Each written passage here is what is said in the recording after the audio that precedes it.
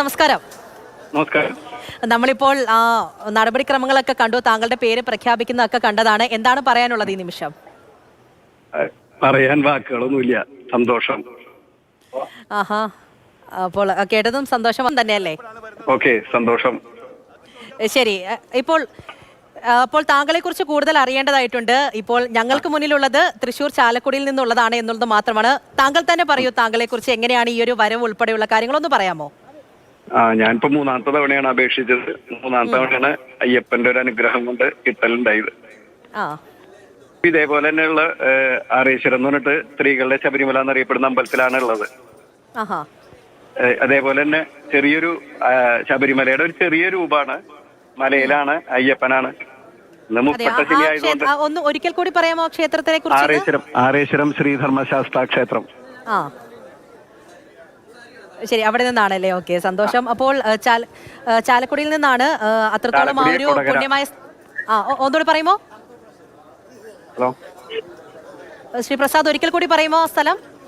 ആറേശ്വരം. ശരി ശരി. അപ്പോൾ ഇനി ഉടൻ തന്നെ മേൽശാന്തി നറുക്കെടുപ്പിലേക്ക് കൂടി പോകുമല്ലേ മാളികപ്പുറത്തെ?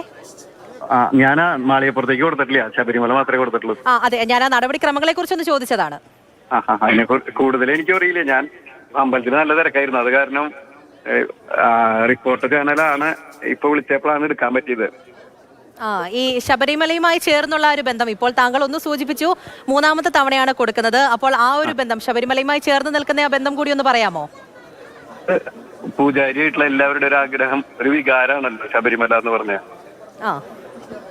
അവിടെ പൂജ കഴിക്കുക എന്നുള്ളൊരു ഏറ്റവും വലിയൊരു ആഗ്രഹമാണ്. ശരി, വലിയ സന്തോഷം.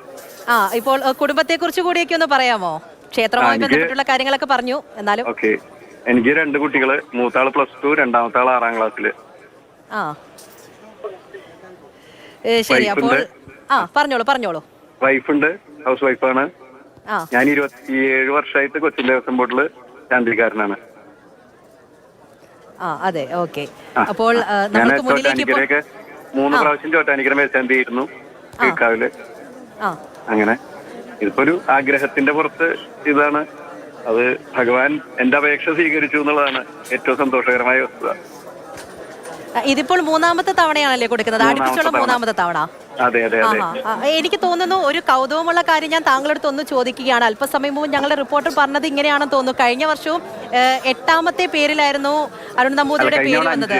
5 ആയിരുന്നു അല്ലേ? ശരി, ഇപ്പോൾ 8 അങ്ങനെയാണല്ലേ? ഇപ്പോ 9 തോന്നുന്നു. ഓ, ശരി ശരി, മനസ്സിലായി. അപ്പോൾ ഒരുപാട് സന്തോഷം. ശബരിമലയിലേക്ക് വീണ്ടും ചേർന്ന് നിൽക്കുകയാണ്. ഒരു വർഷക്കാലത്തോളം താങ്കളോട്, അയ്യപ്പനോടൊപ്പം താങ്കളായിരിക്കും. താങ്കൾ പറഞ്ഞോളൂ. ഞാനൊരു സന്തോഷത്തെ കുറിച്ച് ചോദിച്ചതാണ്. ഈ ഒരു വർഷക്കാലം ഇനി ഇപ്പോൾ ഇത്രയും നാളും ആരായിരിക്കും അയ്യനോടൊപ്പം ഉള്ളത് എന്നുള്ളൊരു പേരാണ് നമ്മൾ കൗതുകത്തോടു കൂടി ഇത്രയും നാൾ നോക്കിക്കൊണ്ടിരുന്നത്. ആ പേരിലേക്ക് എത്തുകയാണ്. അവസാനമായിട്ട് എന്താണ് പറയാനുള്ളത്? എനിക്ക് പ്രത്യേകിച്ച് ഇതിനെക്കുറിച്ച് ഒന്നും പറയില്ല. സന്തോഷം, എനിക്ക് വാക്കുകൾ വരുന്നില്ല, അത്രേ ഉള്ളൂ. ശരി, എനിക്ക് മനസ്സിലാകുന്നുണ്ട്. അത്രത്തോളം ആ ഒരു സന്തോഷവും തുടക്കത്തിലും അവസാനവും താങ്കളിൽ നിന്ന് മനസ്സിലാവുകയും ചെയ്യുന്നുണ്ട്. വളരെയധികം നന്ദി. അപ്പോൾ കേൾക്കാൻ ആഗ്രഹിച്ചൊരു പേര് ആരായിരിക്കും എന്നുള്ളൊരു കൗതുകമായിരുന്നു ഇത്രയും നേരവും നമുക്കുള്ളിൽ ഉണ്ടായിരുന്നത്. അപ്പോൾ നിയുക്ത മേൽശാന്തിയായിട്ടുള്ള ശ്രീ പ്രസാദ് ഇഡിയാണ് നമ്മളടുത്ത് ഇപ്പോൾ സംസാരിച്ചത്.